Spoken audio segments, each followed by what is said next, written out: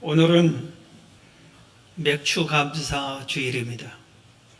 그런데 예년과 달리 코로나 시대에 맞이하는 맥주 감사 주일입니다. 지난주는 예배 순서지에 맥주 감사절 헌금 봉투를 넣어서 보냈습니다. 모든 교회들이 감사 헌금 봉투를 한 주 전에 넣어주는 것은 감사절을 잊지 말라는 의미가 있고, 또 한 주간이라도 더 열심히 감사하라, 또 예물은 정성껏 준비해서 가져오는 것이다, 여러 가지 뜻이 포함이 됐을 겁니다. 여러분이 봉투를 받았을 때 느낌이 어땠어요? 이번 주 중에는 아마 분명히 여러분 모두에게, 자녀들에게까지 이번 주는 맥주감사 주일입니다, 주일 예배 잘 들으십시다 하고 다 안내하는 문자들이 다 전달이 됐을 겁니다. 이럴 때 여러분 생각이, 마음이 어떠했습니까? 지금 속상해 죽겠고 힘들어 죽겠고 모든 것이 어려운 때에 헌금하라고 봉투나 주고 또 이렇게 주일날 교회 꼭 나오라고 하고 왜 이러냐, 이런 생각이 혹시 있었습니까? 아니면은 감사합니다, 고맙습니다, 잊지 않게 나의 신앙을 지켜주셔서 살펴주셔서 고맙습니다, 이런 마음으로 받아들였습니까?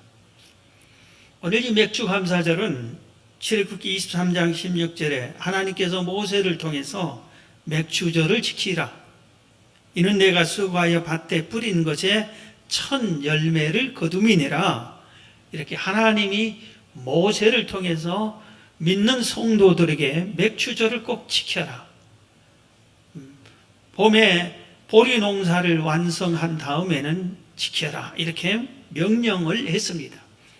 그런데 이때 맥주절을 정하고 지키라고 명령하실 때 그때의 환경이, 형편이 어떠했냐면은 지금 우리가 맞이하고 있는 형편보다 훨씬 더 열악한 환경이었습니다. 광야 생활에서 이 명령을 받은 겁니다.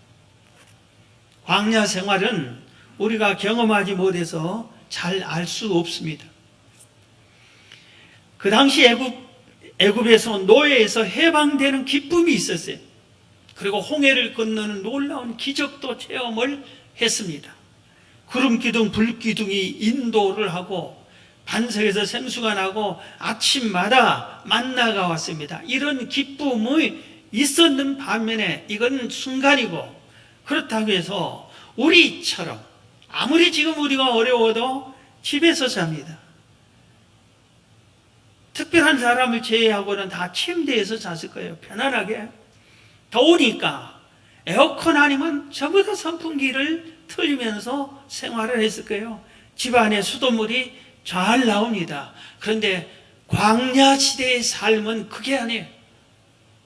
떼학볕에 텐트가 있는 집이 있었을지 모르지만 텐트도 없이 그냥 맨 바닥에서, 광야 하면은 바위와 자갈과 모래뿐인 그곳, 나무 그늘도 별로 없는 그곳에서 그들이 그냥 혼자 사는 한 가정이 가는 게 아니라 장정만 60만 명, 약 200만 명이 한 곳에 모여서 이렇게 사니 그 생활이 얼마나 힘들고 열악했겠습니까?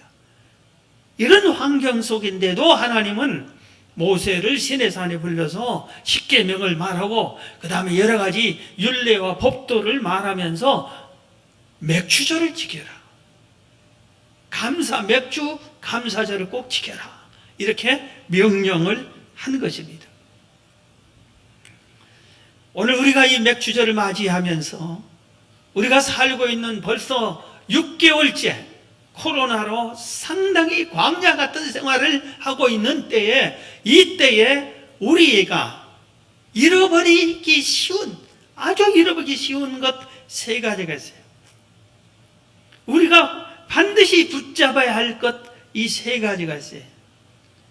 그것을 오늘 제가 말씀드리려고 하는데, 그 중에 첫 번째가 항상 기뻐하라. 기쁨을 잃지 말라 이겁니다. 여러분 지금 수개월 동안 아주 고통스럽게 생활하고 있어요. 우리만 그런 게 아닙니다. 만약에 우리나라만 그렇다면 다행이에요. 다른 나라들이 잘 되고 있으니까 그 나라에 도움을 받기도 하고 우리나라가 그 나라에 물건을 수출하기도 하고 그러면은 괜찮을 거예요. 그런데 지금 상황이 그렇지 않잖아요. 온 세계가 다 우리 같이 또 대부분의 나라들은 우리나라보다 더 열악하게 지금 코로나에 1,000만 명이나 넘게 걸려 있고 벌써 돌아가신 분만 50만 명이나 넘게 세상을 떠났습니다. 앞으로 더 할 거라고 추측들을 많이 하고 있습니다. 이런 때에 우리의 마음속에 항상 기뻐하라 이 말을 들을 때 우리의 반응이 어떨까요? 여러분의 마음이 어때요? 여러분 지금 힘들게 오늘 교회 왔는데 기뻐해 하십시오. 그때 여러분의 반응이 어때요? 여러분 마음이 어떻게 됩니까? 오히려 이렇게 짜증난 이 시대에 어떻게 기뻐하라고 합니까? 하고 반발심이 생기지 않습니까? 우리의 평범한 일상생활을 다 잃어버렸어요. 그래서 우리들이 하루하루 생활하는 것이 전과 전혀 다른 생활을 하니까 어떻게 보면은 감옥과 같은 생활을 우리가 하고 있습니다. 사업이 줄고 장사가 줄고 수입이 줄고 직장에서 퇴직당하고 월급이 반으로 잘리고 애들이 학교를 가는데 일주일에 한 번 가는 애도 있고 간다고 해도 이게 가는 것인지 집안에서 애들과 같이 생활하는 사람들은 아주 힘들어하고 아주 즐거움과 기쁨이 완전히 사라진 것 같은 이런 시대에 성경은 감사하라고 합니다.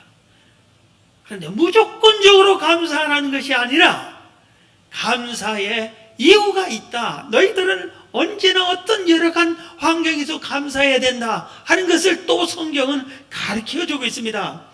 이사야서 61장 10절에 보면은 내가 여호와로 말미암아 크게 기뻐하며 너희들은 세상의 문제 때문에 슬퍼하고 정말 분노가 나고 짜증나지만 그게 아니라 너희는 여호와 하나님을 믿지 않느냐?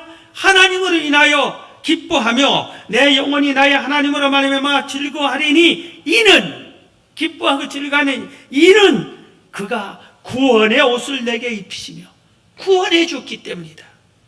구원해 줬기 때문에 그리고 공의의 겉옷을 내게 더해 주었기 때문이다. 이렇게 성경은 말하고 있습니다.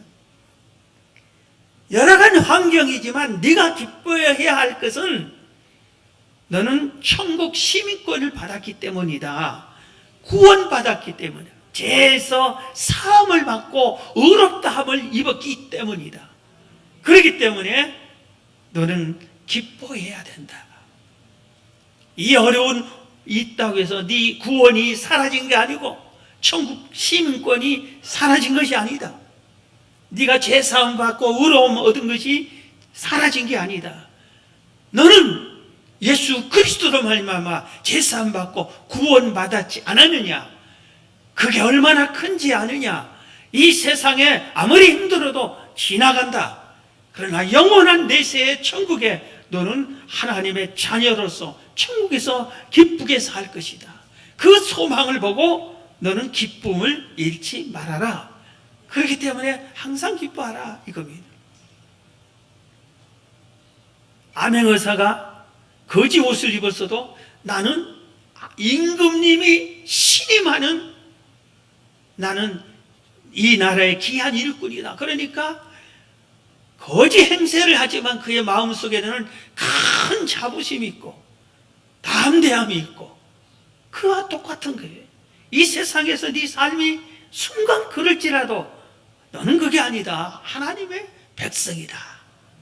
그러니 기뻐하라 이 말입니다.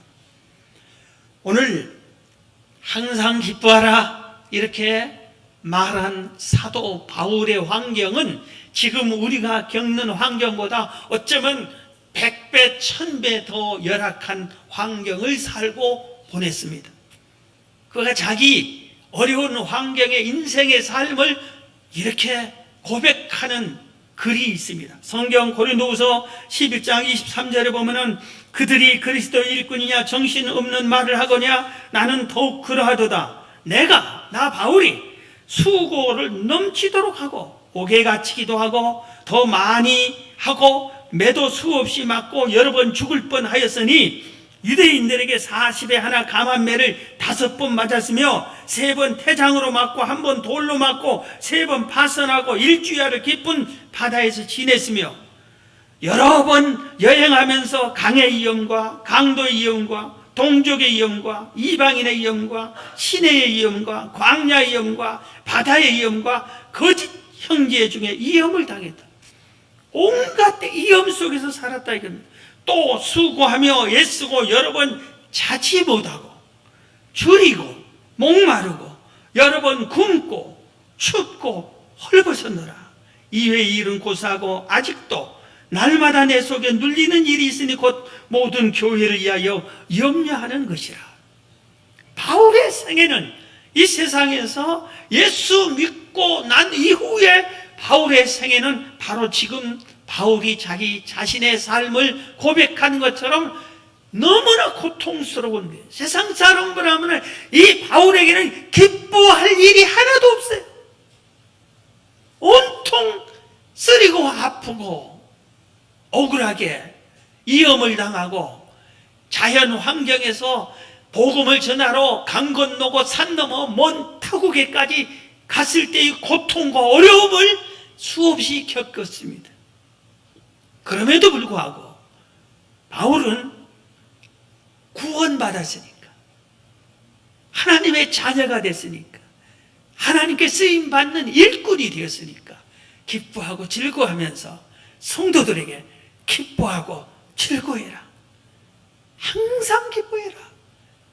어떤 일을 만나도 항상 기뻐해라. 이렇게 말한 겁니다. 우리가 기뻐하는 것은 영적인 일만 생각하는데 그게 아니라 우리가 기뻐하는 것은 우리의 다른 육적인 삶에도 은혜가 임하고 복이 임한다고 말하고 있습니다. 우리가 기뻐하게 살면은 건강의 복을 얻는다고 합니다. 잠언 15장 13절에 마음의 즐거움은 얼굴을 빛나게 하여도 마음의 근심은 심령을 상하게 하느니라. 내가 기쁘고 즐겁게 살면은 얼굴이 빛난다. 우리 모든 사람이 얼굴 보면은 건강하다, 저 사람 병들었다, 얼굴 보면 압니다. 그런데 즐겁게, 마음에 즐겁게 사는 사람은 건강하다 이거예요. 얼굴이 빛난다, 건강하다. 그러나 슬퍼하고 속상하게 분노하게 살면은 마음이 상한다, 심령을 상하게 한다. 마음이 상하면은 모든 것이 다 상하는 겁니다. 과학자들이 실험을 해서 결론을 얻은 것입니다. 우리가 즐겁고 기쁘게 하하하 하면서 웃으면은 난치병도 치료가 된답니다. 막 웃으면서 살면. 그래서 오늘날에 우리나라에서 제일 좋은 병원이 어디예요? 그 병원에 웃음 치료기관이 있습니다. 어디든지 웃음 치료가 있다니까요. 효과가 있으니까 그 웃음 치료를 하게 하는 겁니다. 그래서 이분들이 말할 때 기뻐하고 즐거워하고 웃는 것을 조사해 보니까 이 암병을 치료하는 성인 남자를 넣어놓고 실험했는데 1시간 동안 웃게 하고 보니까 암을 치료하는 호르몬이 200배나 상승했대. 암을 치료하는 그 세포, 이 호르몬 이런 것이 200배나 더 살아났어요. 그냥 웃으니까 암병 같은 난치병이 치료된다 이겁니다. 미국의 스탠포드 의과 대학에서 실험했습니다. 성인 남자를 1시간 아주 즐겁게 크게 웃게 했더니 암을 억제하는 호르몬 수치가 200배가 나타난다. 이 병원에서 실시한 거예요. 그러면서 결론을 내렸습니다. 1분간 크게 웃으면 이틀을 더 산다고 그러죠. 10분간 크게 웃으면 20일을 더 살아요.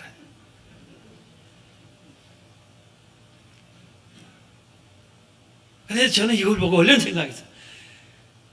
1분간 막 속상하면은 이틀이 빨리 죽겠구나. 그건 제 생각입니다. 근데 아까 얘기했다는 과학자들이 실험했다는 거 하나 빠뜨린 게 있는데, 부부가 막 싸워가지고 막 도끼를 품을 때, 이 세상에서 제일로 독이 오를 때가 부부싸움이래요. 근데 이 도끼가 막 흘러 넘칠 때 이 도끼를 마시면은 이 독이 얼마나 무섭냐면은 코브라가 쏟는 독과 그보다 더 독하다고 그래요. 야, 그래서 여러분, 도끼를 품으면은 자기 온몸에 독이 퍼지는 거예요. 그리고 주변 사람까지 피해를 입히는 겁니다. 그래서 여러분, 싸우지 마세요. 싸워도 주변 사람 없는 곳에서 단둘이서 동굴에서 싸우세요. 피해 입히지 말고.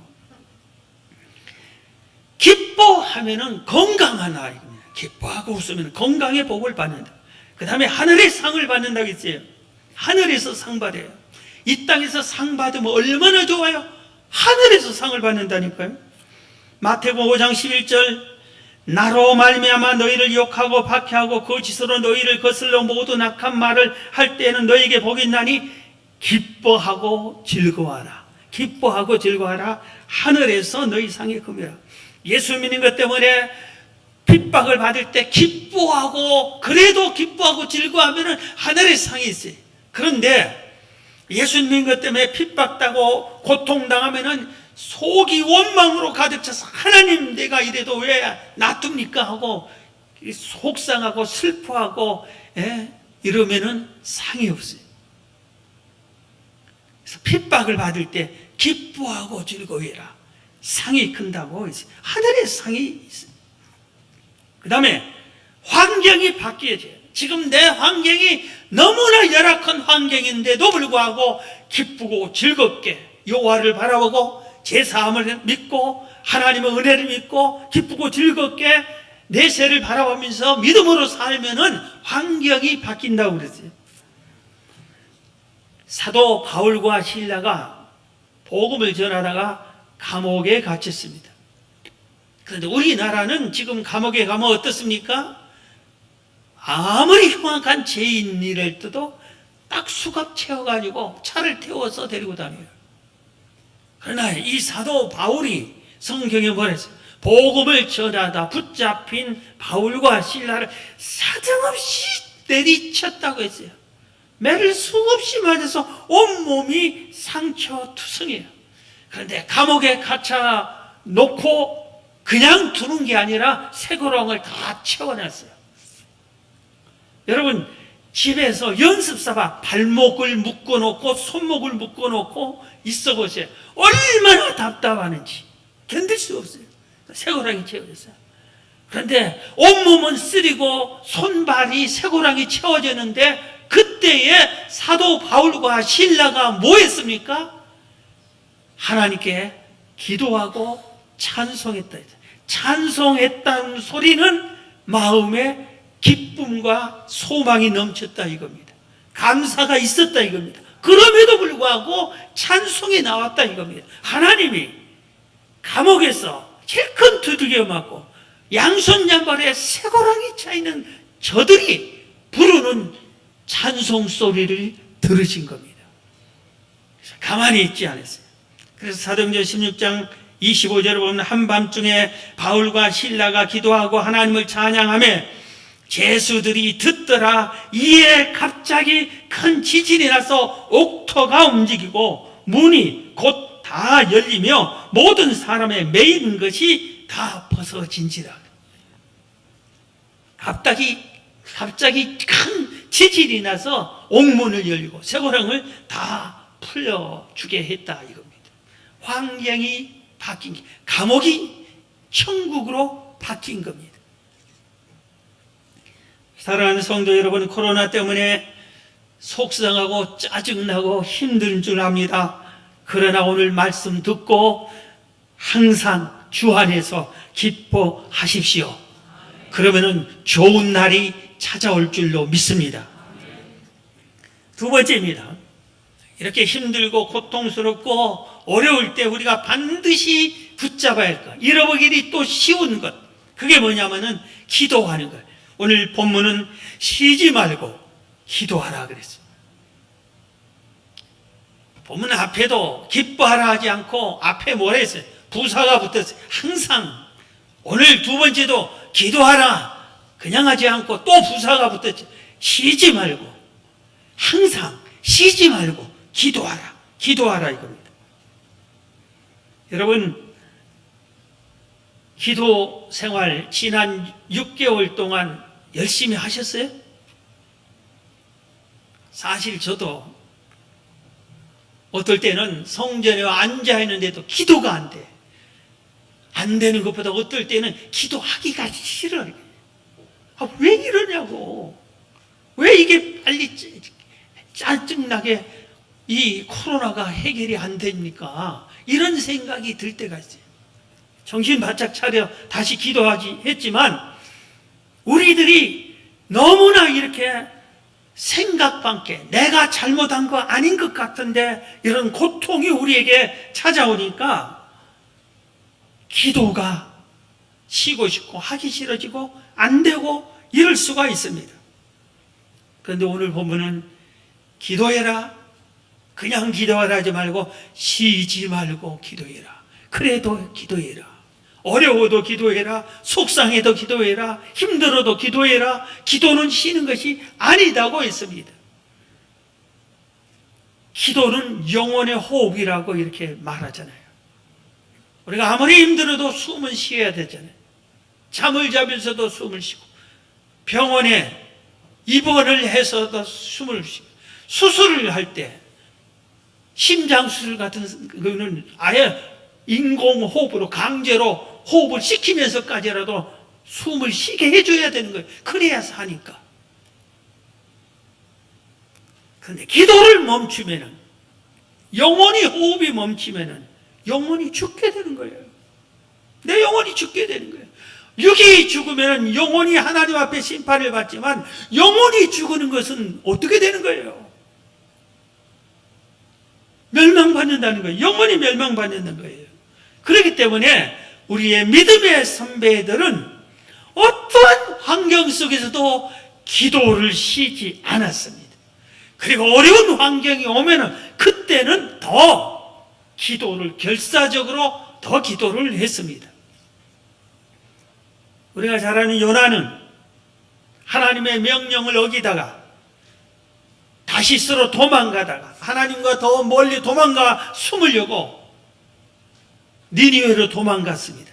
다시스가 니느웨에서 외치라고 했는데 다시스로 도망갔습니다.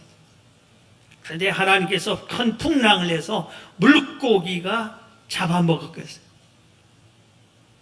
그래서 물고기가 잡아먹은 물고기 뱃속에서 물고기가 요나를 소화를 시키는 거예요. 그 어려운 환경 속에서 요나가 기도를 합니다. 요나서 2장에 보면 요나가 여호와께 기도하여 아뢰되, 기도를, 그 물고기 뱃속에서 기도하여 아뢰되. 아무리 힘들어도 우리가 힘든 물고기 뱃속은 아닐 거예요. 근데 요나는 거기서 기도했어요. 그 기도의 내용을 요약하면 하나님 살려주세요. 내가 잘못했습니다. 용서해 주세요. 다시 살려주면은 내가 어디든지 가난 데 가서 시킨 일 다 하겠습니다. 그렇게 기도한 겁니다. 반드시 들어줄 걸 믿습니다. 감사합니다. 이렇게까지 기도한 겁니다. 그래서 하나님이 물고기가 토해내게 해서 살아났습니다. 여러분, 세상에 물고기가 토하는 것을 본 적 있어요? 물고기가 토해낸다는 것을 들어본 적 있어요? 전혀 그럴 수가 없는 거예요. 한 번 물고기가 잡아먹었는데 다시 토해낼 수가 없다고요. 그런데 물고기 뱃속에서 죽어가면서 기도했더니 그 속에서도 정신을 잃지 않고 기도했더니 하나님께서 물고기가 토해내게 해서 육지 가까운 곳에 토해내게 해서 요나가 살아난 겁니다. 사도 바울은 지금 우리에게 항상 기뻐하라, 쉬지 말고 기도하라 했는데 빌립보 교회 성도들에게도 말했습니다. 그럴 때는 바울이 그때는 감옥에 갇혀 있었어요. 감옥에 갇혀 있는 상황에서도 이렇게 말했어요. 빌립보서 4장 4절 이하에 보면 주 안에서 항상 기뻐하라. 내가 다시 말하노니 기뻐하라. 아무것도 염려하지 말고 다만 모든 일에 기도와 간구로 너희 구할 것을 감사함으로 하나님께 아뢰라. 그리하면 모든 지각에 뛰어난 하나님의 평강이 그리스도 예수 안에서 너희 마음과 생각을 지키시리라 그랬어요. 사랑하는 성도 여러분, 이 코로나 시대에 기도가 안 나옵니까? 기도할 의욕이 사라졌습니까? 깨어나셔야 됩니다. 무엇이 여러분의 기도를 중단하게 합니까? 여러분의 기도를 중단한 게 딱 한 가지밖에 없어요. 마귀가 방해하는 겁니다. 하나님은, 성경은 쉬지 말고 기도하라고 명령을 했는데 이게 뭐라고 했어요? 항상 기뻐하라, 쉬지 말고 기도하라, 범사에 감사하라. 이것은 하나님의 뜻이라고 그랬잖아요. 하나님의 명령이고 하나님의 뜻이라고 했어요. 그런데 이것을 막는 것은 마귀밖에 없어요. 여러분, 기도가 줄어든 사람, 마귀에게 진 사람이요, 어떤 경우에도 기도가 사라진 사람 지고 있는 겁니다. 정신 차려야 됩니다. 우리의 삶이 순간이에요. 하나님 바라봐야 돼요. 할렐루야. 기도 살리시기를 주의 이름으로 축원합니다. 마지막으로 이 코로나 시대, 어려운 시대에 반드시 우리가 붙잡아야 할 것, 꼭 필요한 것은 범사에 감사하는 거예요. 제일로 하기 힘들고 어려운 것만 지금 말한 것 같아요. 이렇게 힘드니까 기쁨이 사라졌는데 기뻐하라 하고, 기도가 안 나오는데 기도하라 그러고, 감사가 무슨 너무 감사가 나와? 수입이 없어졌는데, 문제가 발생했는데, 살기가 옛날과 힘들어졌는데, 어려움이 많이 생겼는데 어떻게 감사가 나옵니까? 그런데 오늘 말씀은 그래도 범사에 그래도 감사해야 된다. 감사하는 자가 결국은 승리하기 때문에 감사하라고 그러는 겁니다. 하박국 선지자도 우리보다 더 어려운 일을 당했어요. 하박국 3장 17절 이하에 보면 비록 무화과 나무가 무성하지 못하면, 무화과 농장이 망해버렸어요. 포도나무에 열매가 없으며 포도 농장도 망해버렸어요. 감람나무에 소출이 없으며 밭에 먹을 것이 없으며 감람나무 농장도 망해버렸어요. 그래서 농장 세 곳이 쫄딱 망해서 밭에서 수입이 하나도 없이 손해만 생겼어요. 그러면은 가축 사업이라도 잘 돼야 되는데 우리의 양이 없으며 양 다 죽어버렸어요. 애완간에 소가 없을지라도, 소가 있어야 할 외양간에 소가 한 마리도 없어요. 양이 한 마리도 없어졌어요. 다 쫄딱 망해버렸어요. 그러나 뭐라겠어요? 나는 여호와로 말미암아 즐거워하며 나의 구원의 하나님으로 말미암아 기뻐하리라 그랬어요. 항상 기뻐하라고도 그렇고, 쉬지 말고 기도하라도 그렇고, 오늘 여기 범사에 감사라도 기도했고, 원인이 여호와로 말미암아 하나님이 있지 않느냐? 네가 하나님을 믿지 않느냐? 그 하나님이 너의 아버지가 아니냐? 그러니 기뻐하고 감사하고 그 하나님과 늘 교제를 나눠야 되지 않느냐 이겁니다. 하나님과 나 사이가 아무 상관도 없는 사이라면 감사할 필요 없지요. 그런데 우리가 하나님을 떠나서 살 수 있습니까? 하나님을 피해서 어디에 숨을 수 있습니까? 감사해야 되는 겁니다. 감옥과 수도원의 차이라는 글이 있어요. 여러분, 전혀 다른 것 같잖아요. 그런데 감옥과 수도는 외형적으로 비슷합니다. 지금 우리나라에 있는 무슨 수도원, 그건 전혀 지금 수도원 같은 수도원이 아니에요. 지금 말하는 수도원은 중세시대의 수도원이에요. 중세시대 한 교부가 이 글을 썼어요. 중세시대의 수도원 어떤 곳이냐면 감옥과 비슷합니다. 한번 들어가면은 나올 수 없어요. 대부분 그 안에서 생을 마칩니다. 가족 면회가 거의 안 돼요. 사람을 만날 수가 없어요. 수도원 안에 있는 사람들끼리 사는 겁니다. 그리고 어떤 수도원은 일반인들이 오지 못하게끔 절벽 위에다가 세워놨어요. 그래서 밧줄로 먹을 양식을 올려주고 그걸로 사는, 그렇게 사는 수도원도 있어요. 그래서 수도원이 어떻게 보면은 감옥 같아요. 거기 세속적인 것, 세상적인 것이 하나도 없어요. 먹는 것도 감옥에서 먹는 것보다 어쩌면 더 부실하게 먹을지만 빵 한 조각에 채소 한 조각, 그거 먹고 지내며 그 긴 시간을 노동을 하거나 묵상하고 기도하며 침묵하며 보내요. 어떤 수도원은 지나가면서 인사도 안 해요. 이렇게 1대1로 하나님과만 동행하라고. 감옥과 같은 것입니다. 그런데 차이가 너무나 다른 차이가 있어요. 비슷한 환경인데 감옥과 수도원의 차이가 있어요. 그건 뭐냐면은 아침에, 감옥의 아침은 불평과 탄식과 원망으로 시작해요. 죄수들은. 그런데 수도원의 아침은 감사와 기쁨과 희망으로 가득 찬 아침으로 출발하는 겁니다. 이게 차이점이지. 지금 우리가 감옥 아닌 감옥 같은 생활에서 우리가 살아요. 어디 마음대로 어디 갈 수도 없고.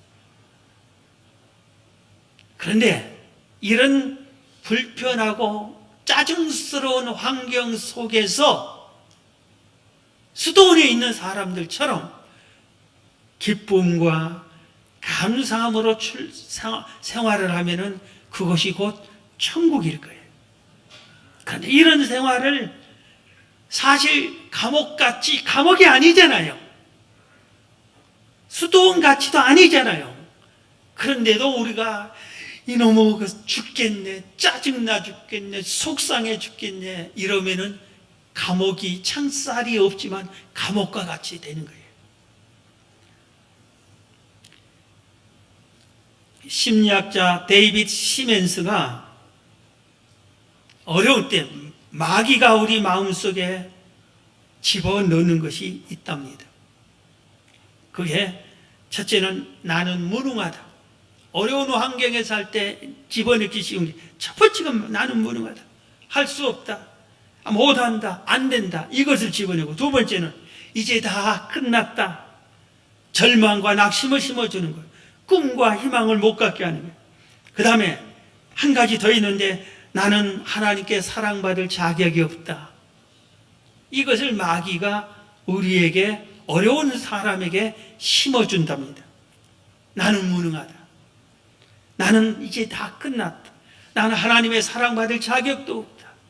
스스로 무너지게 한다고 합니다.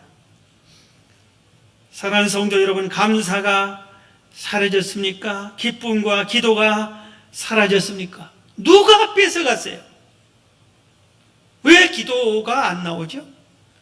왜 내 안에 기쁨이 사라지고 희망이 사라졌죠? 내 입에서 감사가 안 나오고 짜증만 나오고 불평만 나오고 원망이 쉽게 나오죠. 한숨만 계속 나오죠. 제가 지난번에 제 아내에게 특별히 부탁했어요. 나도 모르게 탄식이 나오더라고요. 전혀 그렇지 않은데. 그래서 부탁을 했어요. 내 입에서 한숨이 나오거든 빨리 얘기해 주라고. 내 입에 시몬수가 말하는 것처럼 마귀가 탄식을 한숨 나오게 하고 기도 못 나오게 하고 기쁨을 사라지게 하고 마귀가 그러는 거예요. 여러분 정신 차리고 예수 이름으로 물리치시기 바랍니다.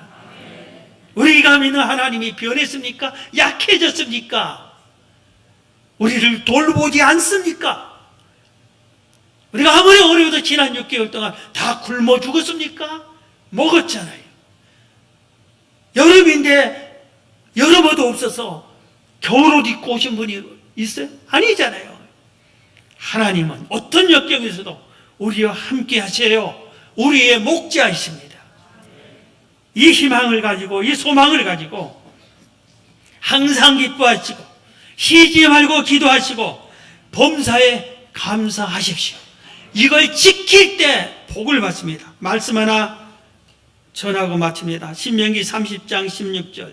내가 오늘 내게 명령하여 내 하나님 여호와를 사랑하고 그 모든 길로 행하며 그의 명령과 규례와 법도를 지키라. 그리하면 내가 생존하며 번성할 것이요 또 내 하나님 여호와께서 내가 가서 차지할 땅에서 내게 복을 주실 것임이니라.